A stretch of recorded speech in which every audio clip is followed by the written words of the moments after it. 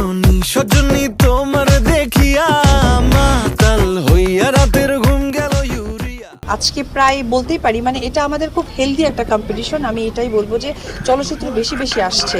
আজকে যেমন গত ঈদে আমাদের 7টা সিনেমা রিলিজ হয়েছে, এবার আমাদের 5টা সিনেমা রিলিজ হয়েছে।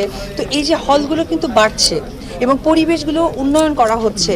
তো এর জন্য বলবো আলহামদুলিল্লাহ। এখন আপনি যেমন প্রশ্ন করলেন যে 200 সিনেমাটা হল, আমি আশা রাখছি আগামী ঈদে আরও বেশ কিছু সিনেমা হল খুলে যাবে।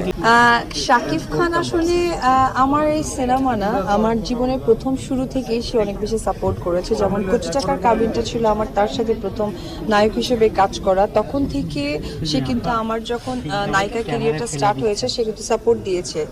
ঠিক সেই রকম ভাবে আমি যদি বলি যে আমার কিন্তু প্রথম প্রযোজনা প্রতিষ্ঠান লাল শাড়ি, এবং যেহেতু এই সিনেমাটার সাথে নাম জড়ানো আছে অপু জয় চলচ্চিত্র, জয় তার সন্তান, তো একজন বাবার জায়গা থেকে তাকে সাপোর্ট দিয়েছে এবং সহশিল্পী হিসেবে সেই শুরু থেকে আমার লাইফের প্রথম যে কাজগুলোই হয়েছে সাকসেস, সেখানেও সে কিন্তু সাপোর্ট দিয়েছে। তার ব্যতিক্রম কিন্তু আমার প্রথম প্রযোজনাতেও সে করলেন না, সেখানেও সে সাপোর্ট দিয়ে গেলেন। তো আমি যখন টানা কাজ করেছি তো আমি আমার একটা ফিগার চিন্তা করে, কারণ আমার আর্টিস্ট থেকে শুরু করে আমার টেকনিশিয়ান যারা ছিলেন তারা ঢাকা থাকা মুহূর্তেই আমি তাদের প্রায় 80% আমি তাদের ফিল আপ করে দিই আর 20% নিয়ে যাই। কিন্তু যখন আমি অন স্পটে কাজ করছিলাম তখন আমি একটু হালকা মানে আটকে গিয়েছিলাম। তো আটকে যাওয়াটা যখন আমি শেয়ার করেছি তখন সে আটকানোটাকে ফিল আপ করে দিয়েছেন উনি। সো আমি কৃতজ্ঞতা জানাই যে সে আসলে প্রত্যেকটা জায়গায় কিন্তু আমাকে অনেক সাপোর্ট দেন। পর্দার ব্যাপারটা হচ্ছে এটা একান্তই দর্শকদের চাহিদা তো অবশ্যই আসে, বুঝতেও পারছি, আমাকে অনেক প্রশ্নের উত্তর দিতে হচ্ছে।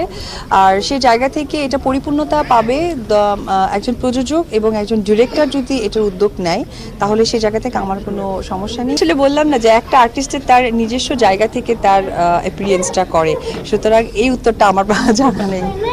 জয়ের নামে প্রোডাকশন হাউস, জয়কে নিয়ে সিনেমা দেখেছেন কিনা? অনেক ছোট তো আসলে আপনারা জানেন যে ও অনেক ছোট মানুষ, অনেক বেশি লোকজনের মধ্যে দিয়ে আমাদের যেতে হয়, বাচ্চাদের জন্য একটা স্বাস্থ্যসম্মত নয় আমি মনে করি। আর সেজন্য আসলে আর আমি নিজেও ব্যস্ত থাকি।